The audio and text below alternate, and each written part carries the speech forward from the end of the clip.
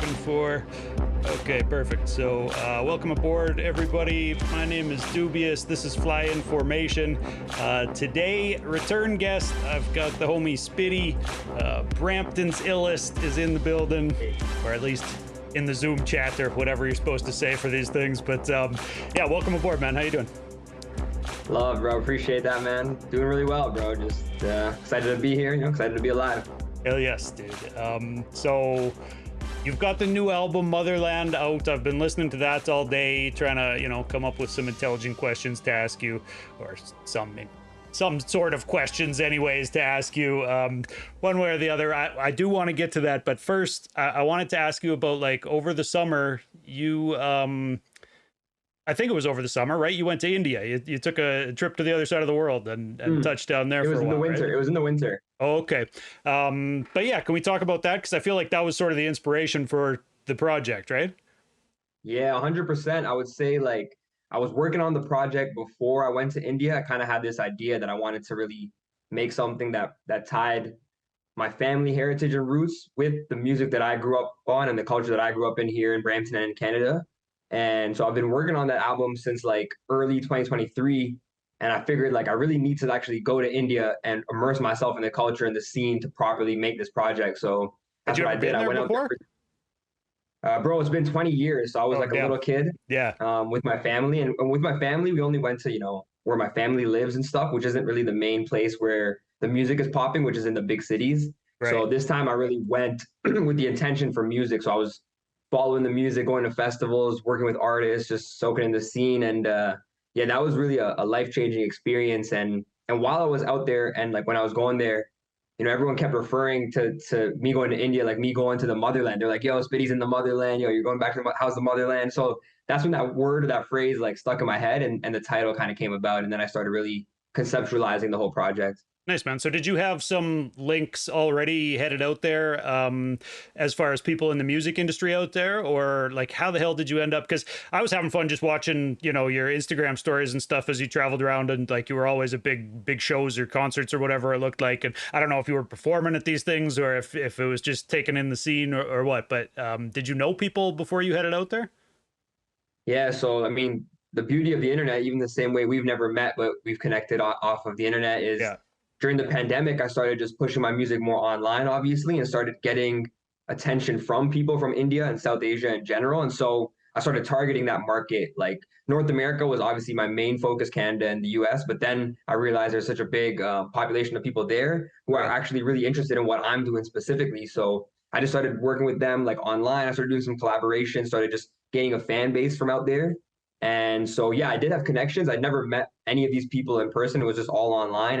And so once I, like, set the dates, I got the flight, the round trip flight ticket, I started connecting with them and being like, yo, I'm going to be in this city, like, let's connect, let's do this. So yeah, when I was out there, I got to make music. I got to perform thanks to some artists who had, like, one girl who's on my album, Rashi. She had a showcase and she got me to perform our song together. Another guy who's a DJ who I met out there, he had a set and he had me perform during his set. So kind of just, like, getting myself into the scene and really just showing face and meeting everyone and really supporting them as well. And now, the goal is to go back properly and do, like, my own shows now that I have this album as well. Nice, man. So you already had a few songs from Motherland recorded when you went out there, then, it sounds like, if you were able to jump up and perform them, or did you record them out there?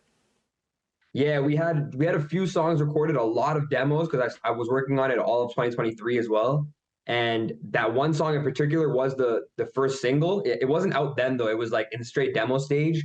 And Rashi had just sent in her verse. I never met her. So when I landed in Bombay, a couple of days in, we connected. And then, yeah, like, a week later, she had that showcase. So we performed it. But it was just a demo at that point. We didn't have the full song. Then we got together, cooked it up properly. And it ended up coming out months later in June of this year. So nice. Just kind of goes to show, too, like, the process of how long some of these things can take, but for artists need to plan in advance, man. A lot of people forget that chunk or whatever, but yeah, there's a whole long process to successfully dropping an album anyways. Maybe not to just dropping an album, but to successfully drop an album takes a whole lot of planning. Dude, what's the scene like out there? Like, are there a bunch of you know, rappers based in India who are like on and popping that we just never hear about on this side of the world? Or like, are they paying attention to American and like North American rappers, or kind of what's the average hip hop head listening to? Yeah, all of the above, basically. It's Yeah. crazy because India just has so many languages that you're getting rappers rapping in languages that I'm only hearing about for the first time when I'm out there, like Oriya and you have people rapping in like the main languages are like Hindi, Urdu, Punjabi, but my family speaks Gujarati, so there's Gujarati rappers, there's Marathi rappers, Okay. uh, Tamil rappers. But the other main thing I would say is it's fairly new scene in terms of like really the infrastructure and growing overall. Like they were only introduced to rap in the 2000s once like I would say once Eminem kind of popped off and went international. Like he was the first rapper exposed to a lot of foreign countries, Okay. and so him, 50 Cent, Dre, like that era is what That's really started interesting, man. rap. Eminem kicked open the door for like all the white boys to be like, yeah, we can be hip hop now too. But yeah, that's cool to But hear that also that the was Indian also people the too is moment for crazy. around the Yeah, world. so Yeah. so like I would say like the scene's really been there for like the last 10 years. But because of that, it's really cool and I think you'd like it because like they're fascinated by all the elements of hip hop. So you got people like Yeah. doing beatboxing at like the highest level. You got people doing b-boying, graffiti, rapping, all that kind of DJing, and like they're appreciating the art form like to its truest extent because they're seeing it like from an outsider's perspective, like truly, you know. So like they're really just taking it all in and going back through the history. So now if they started with Eminem, they're then going back to the Biggie and Pac, the '90s and the '80s and all that kind of stuff, and figuring their scene out. And yeah, they definitely listen to U.S. artists. When I was there, 50 Cent performed in India, and he had some Indian artists open for him, which was super dope. He actually had an artist from Canada named Sean Vincent DePaul, who's from Toronto, open for him in India too. So I got to see that. That was a really dope moment. But Nice. yeah, the population's huge there, and they just have a love for music too. It's kind of ingrained in the culture as well. So Beautiful, man. So I've seen you kind of post, you know, socially conscious stuff before and talk about social issues, and I've seen you specifically talk about kind of wealth inequality over there that was eye-opening to see. And I wanted to ask, kind of like, is it different than you see in big cities here now? Like in all the major cities, everybody's complaining about like, oh, homeless encampments or whatever, and seeing kind of some of the things that come with having huge populations in one spot, I guess. Is it yeah, different than that, or how'd that make you feel seeing India's I guess yeah, situation? I guess it might depend like where Canada's headed. But the one thing I'll say with India is, here usually, at least from what I've known, is people kind of end up being homeless. You don't necessarily born into homelessness, Right, but in India, there's whole classes of people that are just born into poverty and they never rise above it. right, And they have like a caste system, which kind of means like your family origin can determine how high you can even go in certain societies and in places in the country. So there's people who are born into like say I'm not sure of the caste name, but like their role would be like service, like cleaning, cooking, driving, like that kind of stuff. Like their families would never really rise above it. no And that ability even to is get above like it. Yeah, yeah, that even is one stage above like the absolute low, which is like the people that are just begging in the streets and stuff and like have no work, and those people are right. born into it. Their kids are like 3, 4, 5 years old in the street, like begging. So it's very different for sure. Here you don't see like kids that are homeless and things like that. And there it's just like it's very Yet normal. I fear maybe I'm Yeah, being that's why I negative, but said I yet, don't know right? where we're Like as the headed. Yeah. population grows, yeah, who knows, man? But Yeah, you never know. So it's what's crazy is just the inequality and like the extremes that you can see in one space. Like I don't know if you're familiar with like Soho House. It's a brand that they have spots around the world. It's kind of like a fancy club. okay, Club meaning like a country club, not like a party club. right. But like it's in Bombay. But as soon as you step out, you're back in the streets and there's kids like begging for money at the valet. So it's like people who might be millionaires in this building, and then like the exact opposite, just a few steps out. Right. Um, so dude, to get back to the album, I guess a little bit, how Yeah. much of the album like were you writing over there? Was a lot of it kind of written on the road? Yeah, I would say a good amount of it was really like written out there and conceptualized out there, and just kind of figuring out what sort of music I wanted to make and what direction overall the album was taking, just by like taking in the scene, seeing what people out there are actually listening to, and what they're interested in really just helped shape the whole project. So yeah, like I said, I had some demos going in there, but once I was there, I started making new things and kind of yeah, like really recalibrated my whole brand strategy when I was out there. Just by being on the road too, I had time to like change my life schedule and really just rethink like how I'm doing my content and how I'm like really branding myself. And so I slowed down with the content while I was out there, but I was a bit more like impactful or like intentional with everything I was posting. And yeah, so when I came back, I feel like my brand really just like evolved and really like became something more cohesive and unique to me, you know? Right on, man. I guess we've been kind of talking about this album Motherland, as though kind of everybody has already heard about it or heard it or whatever, because we both know what we're talking about. But can you just give kind of a description of the project and tell people, you know, what you set out to do with that album? Yeah, so for me, Motherland is really a South Asian inspired collaborative hip hop album. Almost all the songs have features on them from different parts of the world, mainly, you know, from Canada, but also the US, India, and producers from those countries as well, from the South Asian diaspora primarily. And to me, it's an album that I wanted to really just merge the two worlds that I grew up in, one being the South Asian culture, Bollywood culture, Indian culture, and the other being hip hop that I grew up in here, American hip hop, Canadian hip hop, Brampton, and just really showing those two worlds that I grew up in and just merging them to create something that speaks to my identity, but also speaks to people that are like me or resonate with the things I have to say.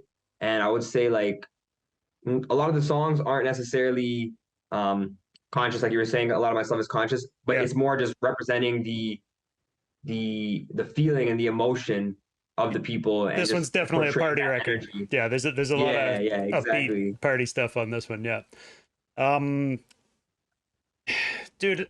So did you change up like actually your deliveries and kind of subject content with like to try to make it sound more you know, influenced by India and by Bollywood? Actually, that's funny too. I gotta say, when you mentioned Bollywood, I was like, oh, phew, because earlier I was listening to it and I was like, this sounds like Bollywood sound. I was saying to my buddy, and as soon as I said it, I was like, fuck, I can't say that on this interview because I don't know if that's like real or not. Like, I don't know if that's actually the right thing to call it, you know? But yeah, so there is Bollywood influence to just kind of the Indian culture more so then, right? Like, is that? Yeah, 100%. It's very intertwined just because of how big Bollywood is. Yeah, okay. Like it's just like everyone knows it and everyone's familiar with a lot of the songs. And so it's definitely influenced by that. And I would say, yeah, like for me, you know, I came into rap just being a rapper. Like I wasn't doing melodic stuff. I was always just focused on the lyrics and the bars. Yeah. And with this, I definitely tried to push my boundaries in those ways of being more melodic, being more fun, and creating those kinds of songs where like, for example, Amazing is the third song, is kind of like the lead single, and it's a party club record, and like it's kind of made in that sense where, yeah, would this fit like if all these songs were in a Bollywood movie, would they fit into the scenes that I'm kind of creating them for? So like this is that like club party scene, you know, Rodeo, the next song might be like the song where he's meeting the girl and like wooing her and stuff. Yeah. So yeah, it's kind of like taking those influences and like creating them back to the songs, like almost making the songs like part of the cinematic audio experience. For real. I was just going to ask about like the actual cinematic experience. Have you thought about like trying to do a Bollywood style video? I think that'd be super dope, man. Yeah, definitely have some ideas for some music videos, and that's definitely one of them. Just trying to do it right because, you know, recently there's an artist from the US. I don't know if you know Hanuman Kind. He dropped a song called Big Dogs. It went really viral. Like it went to like top 25 on Billboard. It's like a Project Pat influenced like Southern rap style song, but he's Indian background and the video was shot in India. So like that visual, like it's crazy when you see it. It really took the song to another level. And so I feel like I might know what you're talking about vaguely. Yeah, I remember seeing that go viral. Yeah. Yeah. It's like a car going in like a wheel of death, right. like this. The Wheel of Death video. Yeah. Yeah. So basically to say like, yeah, the right music video can really elevate a song and take it to that next level. So I wanna just do it right, but that idea is definitely in the works. Nice, man. How about the producers for it? Who'd you get to produce beats? Was it a kind of new cast to find the new sound, or was it asking guys you knew to do that sound? Yeah, it was mainly new people. So when I first started working on this project, and for your viewers that are out here in Canada, we have like a good grant system, right, to get funding for projects. So this actually whole project started in 2022, like February, when I first applied for a Canada Arts Council grant, which I got in September 2022. So that fall, I kind of started reaching out through my socials, asking people to connect me with anyone in the South Asian space that does music or art to just tap in and see how they can get involved in the project. And so through that, I got a huge Excel sheet of contacts, and then started just reaching out, doing sessions here at one studio, doing sessions here. I even like through the grant, even funded sessions that were remote that I couldn't attend, but other artists could be there to work on the music. And so, yeah, like through that, I met a lot of cool producers and artists and helped create the music. And then some of them were people that I already know. For example, that song I was referencing with D. Rashi from Bombay, the producer is Marie. She's from Brampton. I've worked with her on a bunch of songs. She's a singer too. She sang on my song "Room for Improvement." Nice. And that song is like, we're both Gujarati, which is a specific state in India. Okay. So we took like the folk music from that state and flipped it into like a boom bap rap song called Man. "Around the World." So yeah, that was just like a homage to our culture, like very like hyper specifically. So listening to the album, I was noticing like obviously the Bollywood samples, Indian samples, and thinking like, I've heard stuff like this in hip hop before. Like even, when you mentioned Amazing, like if I'm remembering it right, it feels like it has almost like a 50 Cent in the club kind of vibe, yeah, right? Fat Joe, yeah. Yeah, 100%. like and Got like storage, just Timbaland Blaze. has had a lot of success with like using kind of like flutes and stuff sampled or whatever. So there's definitely been some of that influence seen in hip hop. And it made me want to ask, like, do you feel a way about guys who don't have Indian background using that? Is cultural appropriation a thing in hip hop beat making? Like, cause I don't know. It's a tough one. I wouldn't really feel comfortable as an MC if somebody was like, yo, jump on this track that has like this wild Bollywood India sound to it, right? Like I would, but like it would be a little bit of a challenge or whatever, right? Like it'd be weird and people would hear it and be like, why is this white guy rapping on this, I think. But like, yeah, I don't know. What do you think about that, man? Like, should anybody be able to use any sample in hip hop? That's interesting. I think growing up, like I always loved hearing those samples on music. It felt recognizable. It felt something that was like extra relatable. Yeah. And those beats just always slap. Like a lot of those songs you're referencing by Timbaland or Scott Storch, Just Blaze, like those beats were just crazy. And so I think, if it's done right and tastefully, it's all good. I can see how on the flip side, if they're sampling something and you don't know what they're saying, and it could be Right. something you don't agree with, like that could mess Busta you up. Rhymes Arab money or whatever, right? That was that actually where happened. they're not even saying real Arabic words. Yeah. I Yeah. think it's Redman who has a song, I think React or something, where the chorus is literally like, whatever she said, then I'm that. Like he doesn't even know what she said, but the line is literally that, like whatever she said, then I'm that. That's And so it's hilarious. like, she didn't say anything wrong in that song, so it's all good. Yeah.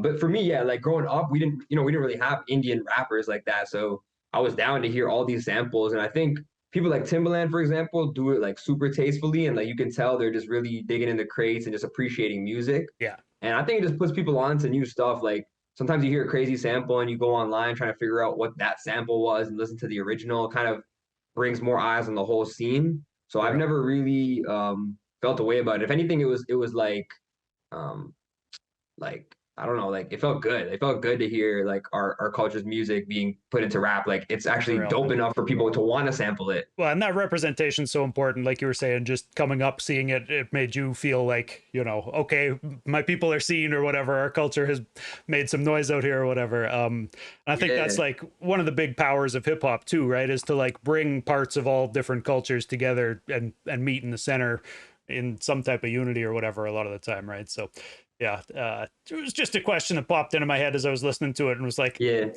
yeah, I thought it'd be interesting. So I did look up, and like you mentioned, a few different languages, but Hindi and English are the languages that are like listed at least on the webpage I saw today as like the official languages of India or whatever. So do most people out there also speak English then? That's Yeah, for the most part, like a lot of the schools teach English nowadays. So they have like certain schools that are called like English medium schools, which means like it's all taught in English. okay. Otherwise, it's probably taught in Hindi, most likely, unless you're in a more remote village or something like that. Okay. It's kind of same how Canada But has like French immersion schools or whatever if you want to try to do that. yeah. Yeah. But it's like not everyone will speak Hindi necessarily. Like in the south of India, they speak English for sure, but then they don't speak Hindi. Then they speak their own language, Tamil or More regional dialects or whatever, Malayalam, right? yeah, regional languages. So mostly in India, it's pretty common for people to speak three languages, I would say. Okay. Like over here, it's like one or two, but over there, it's like it's pretty common for three. Yeah. Nice, man. So listening to the album, like there's obviously some features on there that are in other languages, and you kind of already Yeah. mentioned like incorporating your region's folk music into the one song there. I think it was Around the World, or was Yeah, that the around track? the world. Yeah. But so do you actually, can you speak any, like do you know what these guys are saying on your songs, or how did you, I wanted to ask, like, if you don't speak that language, how did you decide who's dope and who's not? Yeah, that's a really good question. So those languages like Hindi, I can understand pretty well when it's spoken, and I can speak it okay. Like my first time ever speaking it was when I went to India in the winter, Okay. and then I was just by force I just started speaking it. But the my family's language is Gujarati, which I can speak properly and understand and all. But what happens is like when it's in music, there's a lot more slang and like Yeah, grammar changes I could even that hear make it a like lot some kind of harder. half English language in Yeah, there, like, yeah. exactly. It's like listening to some rappers from Atlanta and like you don't understand half what they say just because of their way they say it. Right. And so through that, it's a bit harder. Once I read the lyrics, I can definitely understand it a lot more.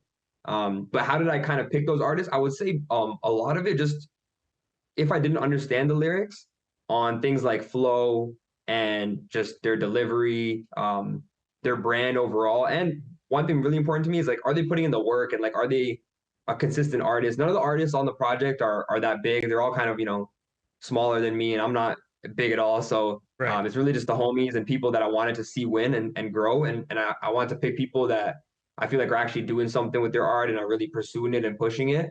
So just to kind of give them an opportunity and make some dope music that we can all grow from. Yeah, that's a good look, man. So did you know, well, actually, did you connect with most of them online, or did you meet some of them while you were actually out there in India, or like how did some of those features come together even? Yeah, it's a bit half and half. Like D Rashi's from Bombay. And for example, the song before that's called Shift Work, and the feature there is Convith, who I've only met online. Actually, once I came back, I was posting videos from India, and I posted one where I don't know, I referenced me being like Kendrick Lamar or something, and then someone commented like, "Yo, this is dope, but the closest Indian guy to Kendrick Lamar is this guy." And then I was Okay. like, "Oh, who's this guy?" And so I clicked on it, and then I was like, "Oh, actually, you're sick. Okay, let me follow you."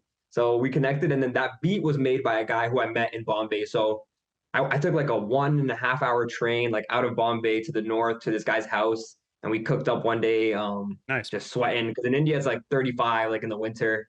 Probably humid So too, yeah, eh? connect with him. But yeah, some of the Yeah. features they're from India, but they've since come here. There's a lot of Indian people obviously in Canada these days.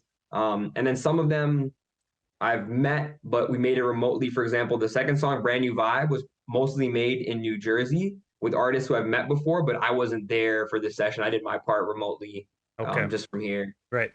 Nice, man. So you just mentioned like, the population of Indian people who have moved to Canada recently. Mm. And I wanted to ask you about a clip that I saw you post for the track Too Too Many many Indians, Indians. right? Where Yeah. it was like a podcast clip where I don't know what the pod was or whatever, but I mean, dude said they were talking about like how Indian people smell, or I think that was it, some fucking negative bigoted Oh thing. yeah. And like I feel bad even fucking repeating it here or whatever, but like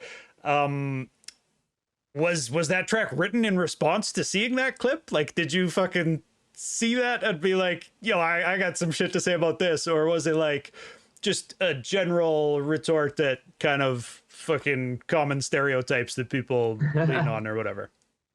Yeah, I mean that clip I just Googled or Instagrammed after to make the content. But Okay, yeah.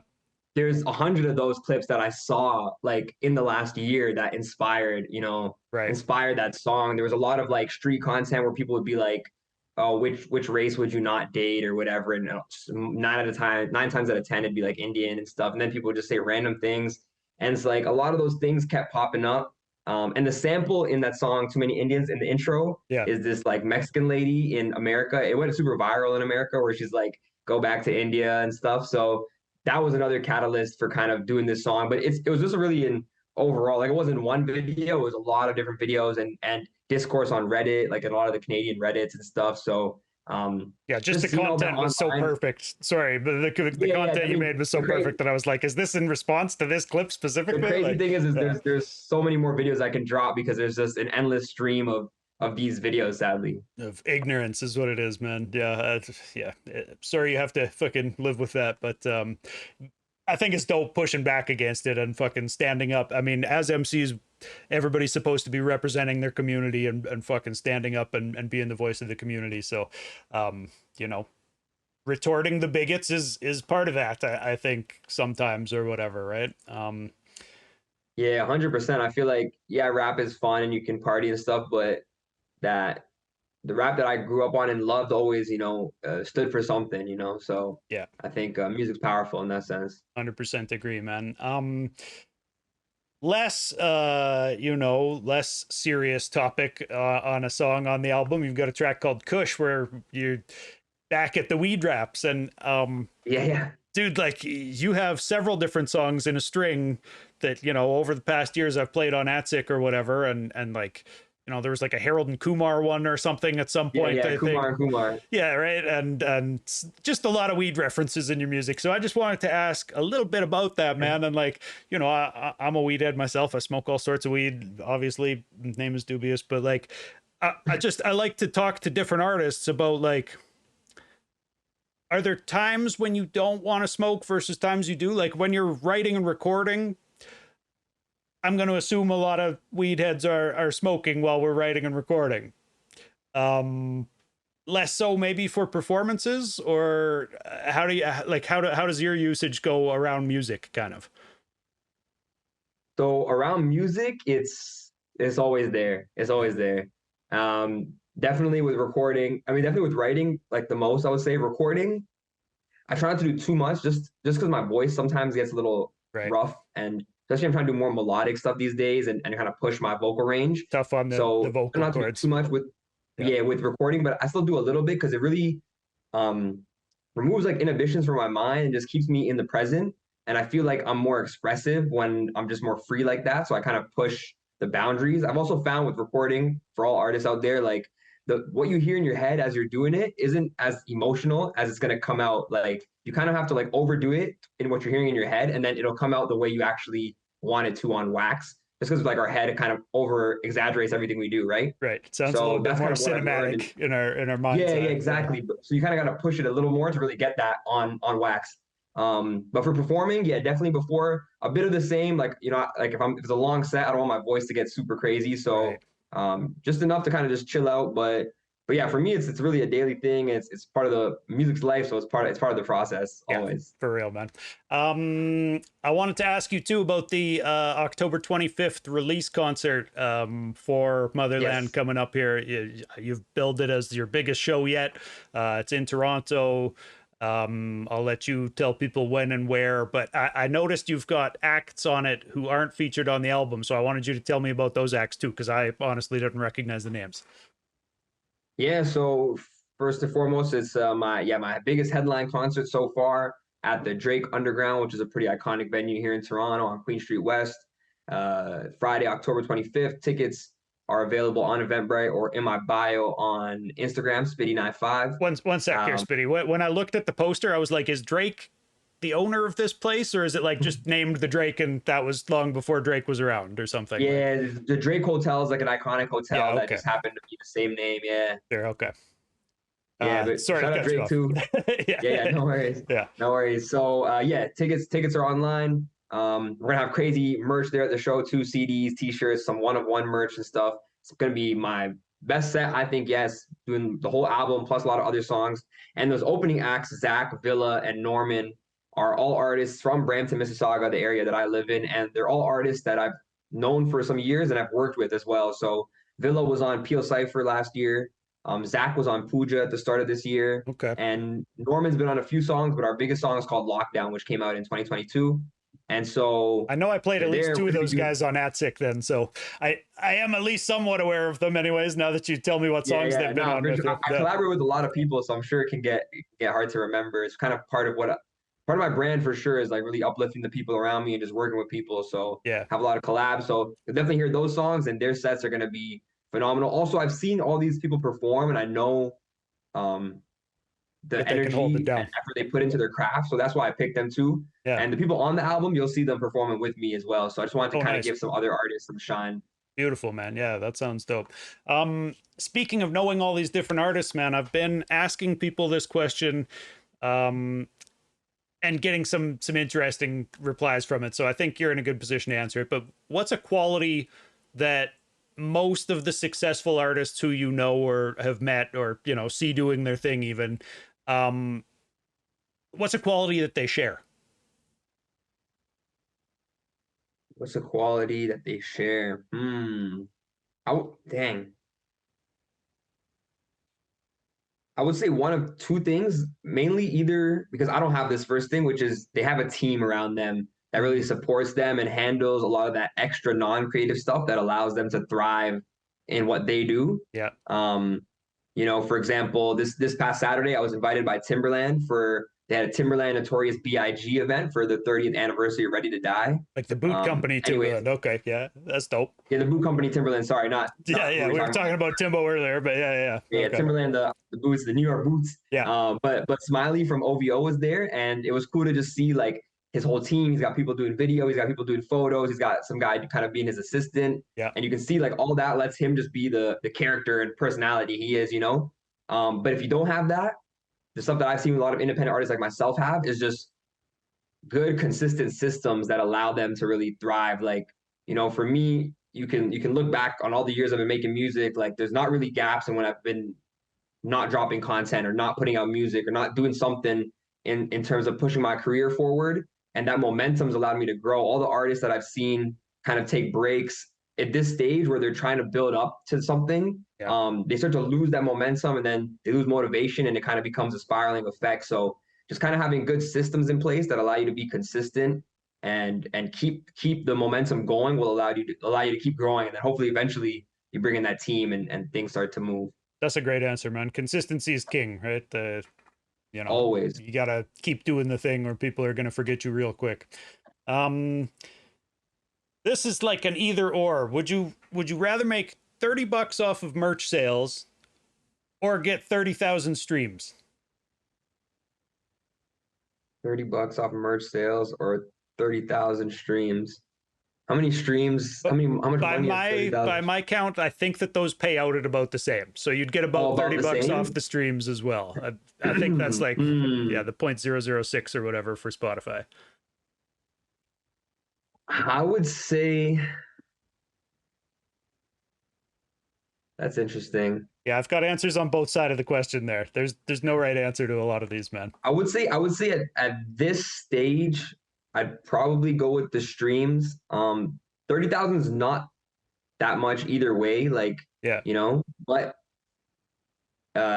just in terms of numbers, the way I'm kind of looking at it is 30,000 helps you grow, you know, and other people see that. A lot of the branding as like an emerging artist is like just what people perceive you as, you know, in terms of your growth. Yeah. And so sometimes just having more streams or more followers or likes or whatever comments make other people think like this person's popping, whether it's real or not. It's kind of like a fake it till you make it, as long as you're making it type scenario. So I think those 30,000 streams could help just kind of grow the numbers.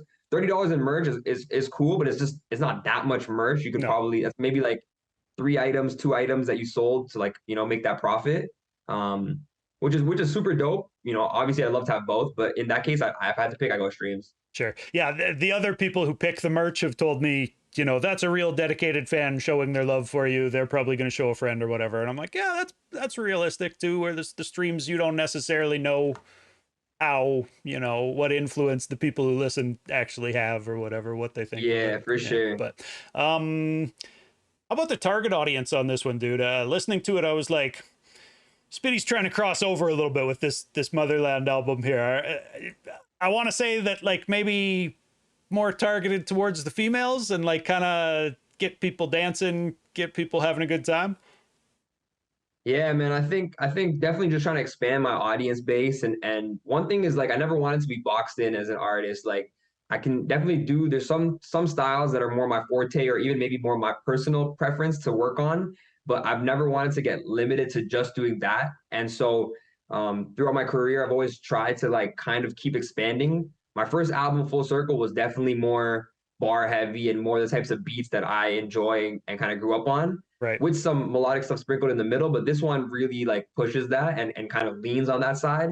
Exactly for what you said, to expand my audience base, to allow more people to listen to it.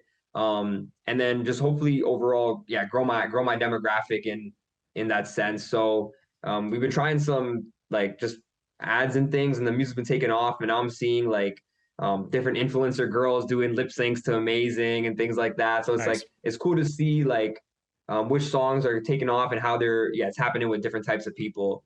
Real, man. I think you know, knowing your demographic is such a big thing right now, and some people when I ask them about target audience have looked at me crazy like, you know, well, of course you want to just appeal to as many people as you can, right? Like why would you want to make music that's just for these people or those people? You want it to be for everyone all the time. And I don't know. I think like it's good maybe to do a project here that's focused on this, and then kind of do a more boom bappy, you know, not necessarily boom bappy, but a more like you were saying stuff you listen to project or whatever. Like I think it's good to try to do different projects in different lanes, maybe compared to rolling everything into one, because it's tough to please everybody all at once, right? That old cliche or whatever. Like there's a lot of different people with a lot of different tastes. So um yeah, I liked your answer. I was going to ask you, is it good for an artist to switch up their sound album to album or not? Can you see yourself sticking with this current sound for a while, or do you think you'll continue to try new things for new projects? Yeah, I think definitely my next project will. I don't know how similar or different it'll be, but I want it when people hear it to feel like this is not a new sound, but this is like they can kind of tell this song was on Motherland and this song was on Full Circle and this song was on the third album, you know? So Right. definitely don't want to like just kind of do the same thing. It might be a new evolution that takes some of this and pushes it in a new direction. But yeah, definitely want to keep expanding and trying new things. So it'll Nice. it'll it'll it'll be somewhere maybe between the first two albums, somewhere new, but yeah, not too similar. Right on, man. So um with this album, like you're definitely pushing the boundaries musically. I think it's really cool, man. I really enjoyed it. I think people should definitely check it out. Um, and you know, I think like I see you rising, man. You're on the way up still. You know, props to you for putting out another solid album. There's a section, I think you might have been one of the first guests on this podcast, where I asked this, how important is this or that list of questions to. I want to put you Yeah, through a yeah. few more of those because I've kind of updated and made Do new it. ones or whatever since then. So, how Dope. important is rehearsing for shows? Very, very important. Yeah, Yeah. very important to go through your set list. I like to practice, especially the in between parts, like when I'm talking, so I know what to say and just how to engage the crowd and like those movements, like the little things I think really make a show. If you're a seasoned artist, you can probably do your songs pretty well, but like it's a different element when you're performing it. Right. So when you're rehearsing, like, are you linking up with the DJ who's going to play the set with you, or like, what does a rehearsal look like for you? What does kind of lead up to a show look like?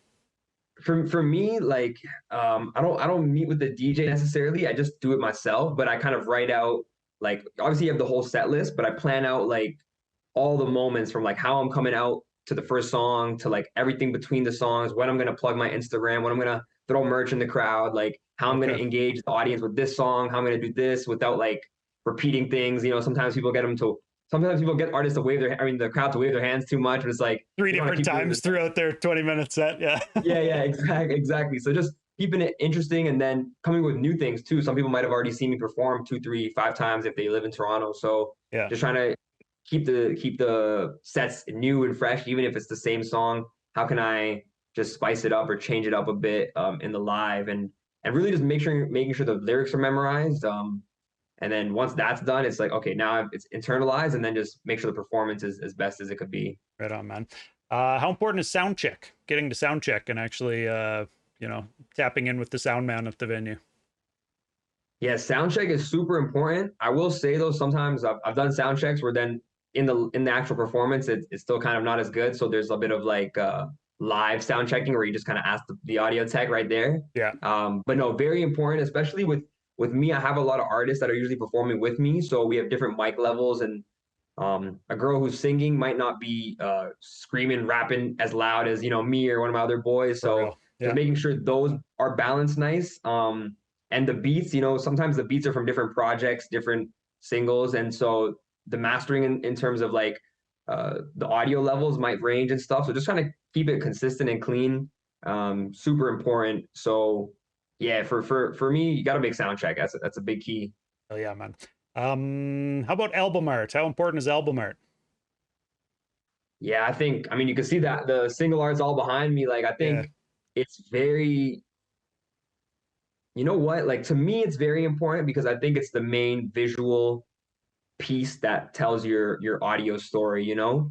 I would say nowadays it's definitely reduced in terms of how valuable it is. Back in the day when you're at a record store or HMV or whatever, the cover art can draw you into a project the same way, a book at the library or a DVD at Blockbuster might. Yeah. But now the way Spotify or whatever you use, the icons are so small, it's not as important necessarily to draw people in. But for me, for example, with Motherland, it's my mom and all my aunties on the cover, and I just wanted when people are listening to the project for that picture to serve as a nice backdrop for the overall theme, Nice. And so um, it doesn't necessarily speak to any of the songs except maybe like the intro outro, but overall, I think it just kind of ties the theme together. And so yeah, it's really important for me. And oftentimes it's like one of the last pieces that I'm doing for my projects, just because I'm always thinking about how to perfect it. I saw you post about the album art and how people were saying like, "Oh, that's such a nice painting" or whatever. It wasn't a painting, right? Was that what that post was about? I only remember like half of that Yeah, post. yeah, But I yeah. remember, So yeah, sometimes so same way, just because on Spotify it can be small. So people were just opening the pre-save, they saw it at a glance, they looked at it, and it like they thought it was a painting just because of the way it was color corrected and all. But yeah, it's not a painting, it's a picture in my basement. We have a giant world map, and that's just my mom and all her friends, like my family friend. We call everyone like uncle and aunt, like in Indian society. right. But we're not blood really. And yeah, it's just like that's the vibe of Motherland. Beautiful, man. Last track on the album is dedicated to your mom too. Yeah. I don't know what to ask. Talk about your mom, man. How big of a influence in your life has your mom been over the years? You made an entire track for her. That's you know, pretty special, I think. I liked that you just did some like la la laing on the hook too, because moms aren't trying to hear us do all that rapidy rap shit, right? Yeah, yeah, yeah. I was like, what could actually work for this vibe that like, if I play for my mom, she could actually listen to and like understand for the most part. A lot of the times I rap super fast, so and like with the slang and stuff, Yeah. my parents or relatives don't really pick up on what I'm saying. They just kind of feel the vibe. So with this one, I try to just make it a bit more intentional. I think every rapper, needs a not needs, but all the great rappers got a mom song, from Tupac to Jay-Z to Eminem to For Kanye real. or Nas, yeah. so They all got one, yeah, man. like it's Yeah. it's everybody, right? So it's just kind of like a rite of passage, but also like I was making this project and as I was making it, I'm like, how can I call this Motherland without, tying this whole part of my life in, right? Yeah. Like I felt like it was the perfect way to close it. The intro Motherland is speaking more about the country, the society, and the group of people, and then at the end it gets super specific. And yeah, man, I mean, in Indian culture, like similar to like I guess like Italian culture, they always talk about like boys are like mama's boys or whatever. Like Sure. Yeah. moms are super big on just like keeping the family together, like keeping everyone fed and good, and like always putting in work for people. So definitely the backbone of the family, Beautiful, man. and has always put in work for us. And yeah, it was just something I felt like I needed to make in the course of my career. So it felt like the perfect time to do. Nice, man. Yeah. Give people their flowers while they're around to smell them and whatnot. So I like that move too. Always. Yeah. How important is an artist's physical location? You're out there in Brampton. You ever think about moving from Brampton? You know what? I think it can be very important. Like, luckily, growing up in Brampton means I was gonna say short drive. It's not so short, but a drive to Toronto, Right. away. It's And doable. that's, Yeah. that's the biggest city in Canada. It's got the most infrastructure musically. So in terms of Canada, it's got the most opportunity, I would say. So being from Brampton, I was pretty blessed in the sense that I'm in the suburbs, got, can meet all the people here and creatively work out here out of our basements and houses, but then go to Toronto for all the events and shows and networking and panels and things. I think, if you're up in Nunavut or Thunder Bay or wherever, out west, Southern Alberta. uh, Yeah. yeah, Right here. exactly. And where you're from, or out east, like in PEI, like I'm sure it could be a lot different, especially with the types of music you're making. Like with hip hop, it's more prominent in the cities and not Right. like in the rural areas. For real. Luckily, with music being online, there's a lot of opportunity to just grow online if you can figure out that fan base and work the online content game. Yeah. So I think that's a benefit of being in 2024. Of if you can't move physically, like you're good there. For me, like with the way Toronto is such a prominent force in music these days, with the way the South Asian scene is really growing in Canada, especially in Toronto, like I'm kind of perfectly aligned. Like the place I'm in is perfect for what I'm doing. Yeah. The only place like that I could think that would be better are like maybe LA, New York, or go straight to India. I was just gonna say, yeah. What about India? Is there a Yeah. chance So to go out personally, there or like whatever? Like, I do want to, kind of keep going through these places, but the home base will stay here. And I want to just kind of get on the road and become like a touring artist yeah. and do shows and start opening for bigger artists and things like that. And for that, I definitely see myself spending a lot of time in the US and in India, Yeah. just because the Canadian market's smaller, I obviously. was just gonna say, man, the market in India is so big, and if you're already tapped in with even a handful of people out there like you have now, kind of, I think, man, that's the move to make. Just keep pushing in that direction and hope that billions of people start paying attention or whatever, right? Yeah, just for context, it's like the capital city of India, Delhi, has the same population as all of Canada. Yeah, damn, man, damn. Just one city. For further context, when you were talking about Brampton being like small, I was thinking like it's still probably as big as fucking Edmonton is, isn't it? Like, what's the population in Brampton? Like, Yeah. Brampton's the ninth biggest city in Canada. It's 700,000. oh, okay, so yeah, just under what Just under Edmonton, Calgary are Edmonton, both a Calgary. million, but yeah, Yeah. still a pretty big population center. We're like And just around, Winnipeg, maybe something like that. Yeah. yeah, right. But the thing is, in the greater Toronto area, you guys are all short drive from another center like that and another center Yeah, like like we're that. third because Mississauga's bigger than us and Toronto's bigger than that. So it's like Yeah, right. relatively you can feel small, but it's obviously not small. Yeah. For real, man. Okay, back to the last couple of these how important questions here. How Oh. important is staying physically fit for an artist? Mm, how important is it? I think it can be really important, man. I'm seeing a lot of artists dropping out of shows and canceling stuff because of sickness. I think Childish Right. Gambino canceled his show because of sickness. I was supposed to see Kid Cudi in Toronto, and he broke his leg jumping off a stage in Coachella. Saw that clip. Yeah. Fuck. So it's just like, yeah, man, it's like there's a lot of different things, and like performing to me is like such a fun part of making music and like doing it all. Like I want to do that for as long as I can. So I think it's really important to keep your health up in whatever sense that is, at least to be able to be out and be doing these events and shows and really, enjoying your time and not feeling like tired and sluggish and things Right. like that. And Yeah. in rap especially, we have a lot of drugs and things like that that definitely affect people. You see a lot of rappers talking about like getting lean gut and things like that. And it's just like, damn, like that doesn't sound like a fun life if you're on a tour bus for like 10 months and you're like on the can or whatever. Well, and Like, you know even what I mean? creatively, what it's doing to your brain, and to your creativity is questionable. There's a lot of that comes with physical fitness or whatever. But yeah, definitely substance use is one of those things, right? So Yeah. I would agree Yeah, with and you. I like to jump It could around on be stage and kind of like have fun. And on Friday I'm doing like an hour set of that. So it's a full workout, So I definitely got to be in good condition. real, man. How important is having the right romantic partner for an artist? Bro, I wish I could say it's important, but I don't have one right now. So I'm gonna say it's not important. I would say it's one of two things. I think you don't want to get stuck in the what do you even call it? Like the chase part of getting a relationship, like the entry stage where you're just like dating people, because Right. then you're spending all this time like It's a lot of trying to effort. find the one.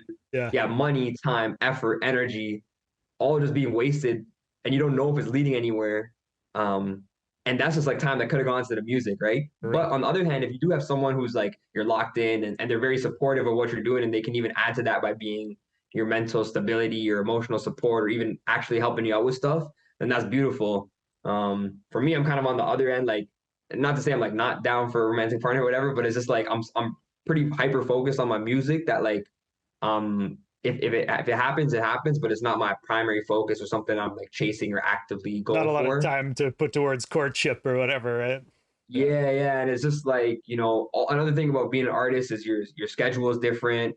Like I said, I want to be doing a lot of shows and I'll be on the road hopefully for a long time, and that kind of stuff doesn't always align with people's lifestyles and goals and values. So that's a whole other aspect. But yeah, for now, like just kind of being in this like upwards emerging stage in my career, developing stage, I just have my head kind of like tunnel vision. Yeah.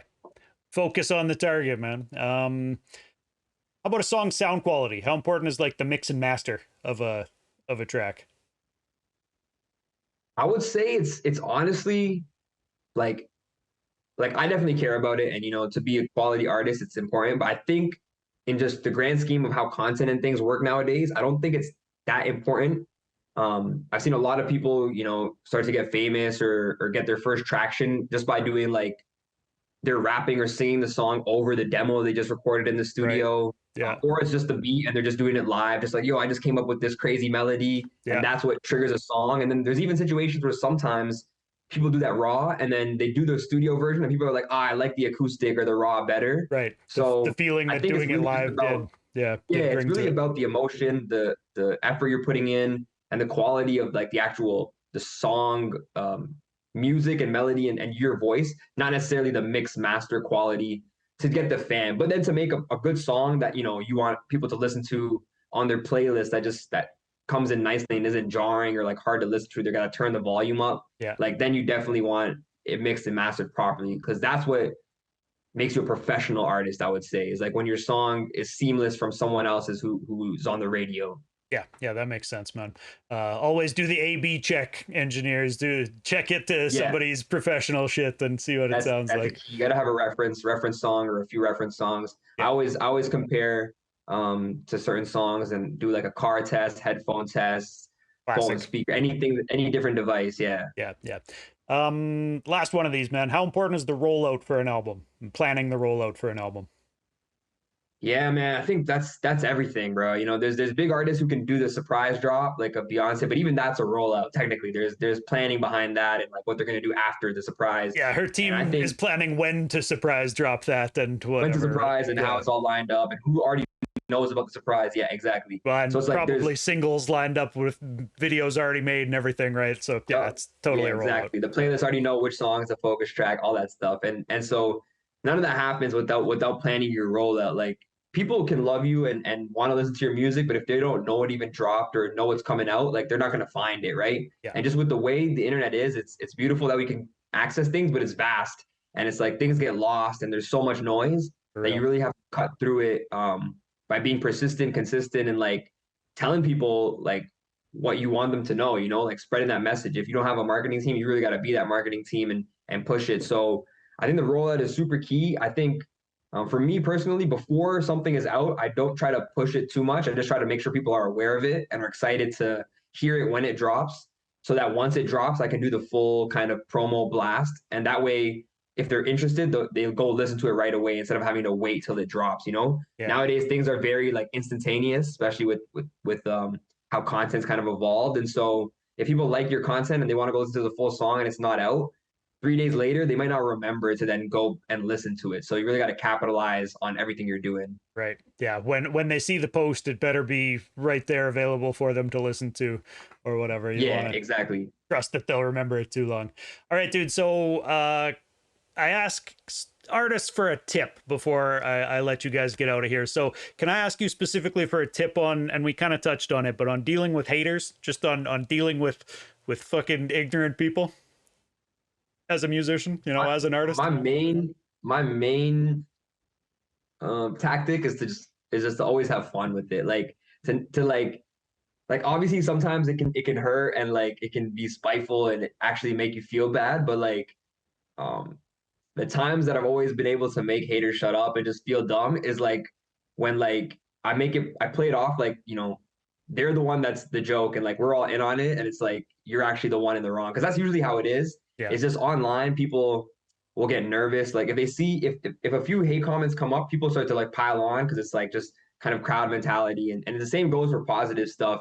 Right. And so oftentimes people don't want to defend negative stuff because they don't want to then be looped in and get hated on themselves, you know? And so me, like when I see these things, like just because I've kind of built up the confidence in my own work and know like what I'm putting out, um, I don't really take it to heart anymore, you know? So like when I see things like that, I just have fun with it and just try to reply in funny ways. With the song "Too Many Indians," that's kind of one of the middle lines is like it's like Indians, Ocean's 11, we're taking your cash. Oops. And then I go, thank you, come again, like the classic Apu line, just because like growing up, that's what people would always say to us, right? Like anytime they want to be racist or like cheeky or whatever, it's like they pull that line with that accent. So it's like just flip it back, like, oh yeah, we're gonna say it before you say it. Yeah, good strategy, man. I like that. So I asked you this before I let anybody go from here. I asked them describe the local scene. So whatever it was, a year and a half ago when we talked, I honestly can't remember what you told me about Brampton, if I'm being 100% truthful with you, but scenes change over time and perspectives change over time. So I'm going to ask you again, can you describe the Brampton hip hop scene? Yeah, I'm excited to go back and see how my answers changed, but I would say it's thriving. Like there's a lot of artists doing their thing. Every month it feels like there's new events happening here now, which we didn't really have before in terms of showcases and things. You have to go to Toronto. But Brampton's really, I mean, it's a huge city, like we were saying earlier, 700 plus thousand people and just growing fast. And so it's good to see there's more events here, more artists popping up. And one thing I definitely didn't know about last year is now with the Indian population, like the kind of international student Indian population that's come, they brought a scene that's really popping in India, which is like street ciphers, where in India you'll just have like 100 people pull up to the park and just be freestyling just outside for like hours. And so they brought that to Canada. Dope. And so it happens in Vancouver and Brampton and a lot of big cities where we were in the mall parking lot. There was like 70 of us. Just gonna say, I remember footage of you footage of you in a parking lot rapping with a bunch of people around. Cops came and shut it down. So the police, they just made us move to the park because we were literally blocking the grocery store parking and everything. But that's something that's really cool to see, because that to me that's like the pure essence of hip hop. Stuff that like I grew up on and always wanted to be part of. And it's crazy that like people from the other side of the world are doing that here and bringing that energy back. Bringing it back to the forefront too. Yeah, that's dope. Yeah. Even like, dude, for shooting content, that's such great energy to be part of or whatever. Like, and 100% makes a great scene. 100%. Can you name some artists from the scene who people should be up on? I made you do this last time too, but I'm always looking for new artists to pay attention to. For sure. I mean, just off of my album, you definitely got to check out RMS. He's a dope artist from New Jersey. And then Sisha, he's an artist from here who's originally from Haryana. And an artist named Eon, who's a West Indian artist who, crazy story was when I was in high school and first started making music, he heard it just through Facebook and reached out through Facebook Messenger and said, I could mix and master your stuff for free because like you're not that good, low key, and like I can help you out. And I'm like, yo, of course I'm down.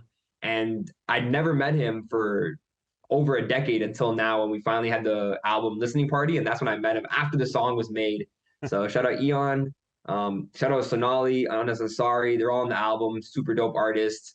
But then some artists that are kind of bigger than me doing their thing. I mentioned SVDP, Sean Vincent DePaul. He's the one from Toronto who opened for 50 Cent in India. And does he go by SVDP or like? Yeah, on Spotify. On Spotify? Okay. Yeah, okay. And then Hanuman Kine from Texas. He's been killing it. He's gonna be dropping some fire music soon, I'm sure. So that's a handful of artists for you to definitely check out. Hell yeah, man. Thanks. Plans for shows or tours coming up? I know we talked about October 25th.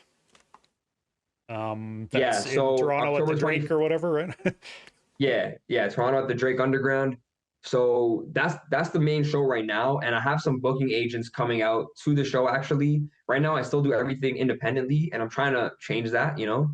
And so ideally, the goal is to start working with the booking agent to help me start planning some shows in other markets in Canada and the US. Nice. And once I have this show done with kind of the proof of concept, take that to some Indian promoters and agencies and also try to push out there, because right now most of my top cities are out there. So I definitely want to like capitalize on that and just engage with the supporters there. It's just a matter of going with things set up, because the flight ticket alone is like $2,200 round trip, you know. So once you're there, you really need to make the most of the trip. For real. So shows are definitely in the works. But for now, that Toronto show, if you're in Toronto, definitely be there. Let's make that one as big as possible, and more will come from that for sure. Right on, man. And follow on the socials to hear about the rest. Where can people find you most active, most often on social media? Yeah, most active on Instagram, SPITTY95. Same handle on everything, TikTok, Facebook, YouTube, all that good stuff, and just Spitty on all streaming platforms. This last one I asked just because I like hearing artists say it out loud. What's the best way for people to support you or other artists who they enjoy? The best way, I would say word of mouth is great. You know, tell a friend about my music. Just listen to it, throw it on your playlist. Just play it. If you work at a coffee shop or a sporting goods store, just throw it on the PA system. You know, just any way you can spread the music is perfect. You know, the way Doobyis plays us on AdSick, like that's perfect right there. So always much love, man. Because I mean, end of the day, it's music, and music, you got to use your ears. So the more ears we catch, the better it'll be for us. Definitely, man. I agree 100%. One of the best things that people can do to support artists. A lot of the time people say, oh, you know, buy merch, come to the shows. Like, those are great ways to support artists too, of course. But like, just telling somebody, the word of mouth. You mentioned it earlier where like when people see that something is popular, they're like, oh, I like that thing too now. Yeah. A lot more easily. So just even hearing one of their trusted friends tell them, yo, this guy's dope, that goes a long ways to influencing other people into actually tapping in and paying some attention. But yeah, dude, this has been fun. I appreciate you coming through again to talk, and you know, I hope I can talk to you for your next project too, you know, on and up from here. Sick, bro. Yeah, man, always love, bro. Appreciate you having me, man. Shout out everyone watching. Hell yes. Good time. All right, man. Thanks for doing this. I will catch you online. All right, everybody. So Brampton's illest Spitty. I don't know why my camera is like this right now, but here we go. Brampton's illest Spitty was here for that. His new project, Motherland, you should definitely check out. Shouts to everybody in chat for coming through this time and all the other times. If you didn't know, I do a mix show called After the Smoke is Clear, which normally I plug at the start of these interviews, but I kind of forgot to this time and we just got right into it. So on ATSIC, ATSIC, DJ Dice and I put together weekly episodes every week, an hour worth of independent hip-hop, mixed by my homie DJ Dice or myself sometimes if he can't do it that week. We got a new episode coming up for Thursday. This week I'm gonna be on the boards myself, so choosing from new releases across Canada as always. And if you want to tap in, you can listen free at mixcloud.com/Doobyis. That's where the archives are. Leave a comment over there. You know, if you enjoyed this or learned something or found a new artist, let me know. That keeps me doing these things, and I'm having fun doing them. But you know, it's always nice to hear from people. So hit me on social media, hit me wherever. If you like to read about, you know, hip hop and kind of learn more about the artists who are making these things, tap into my .com, Doobyis.com. I do like a post section over there, pretty much blog style, where I talk about these interviews a little bit, make posts for each interview, as well as make posts for each ATSIC episode. And in those ATSIC posts, I'll tend to talk a little bit about, you know, the songs I'm playing if I have time to. And yeah, come through on Twitch for these things. The interviews happen every Tuesday. Next week I'm going to be talking to, I believe, Mississauga based emcee ES. He has a new album out with Shark. I've talked to Shark for Fly in Formation before. those two and myself are all parts of a crew called the Sons and Daughters of Boom Bap. Sons of Boom Bap for short, I guess. But so I'm talking to S at 7 o'clock next Tuesday, October 29th. And yeah, come through, say hi and chat. If you got questions, ask them. I'm here to read chat and put them through to the MCs I'm talking to. But appreciate y'all. Catch you next time.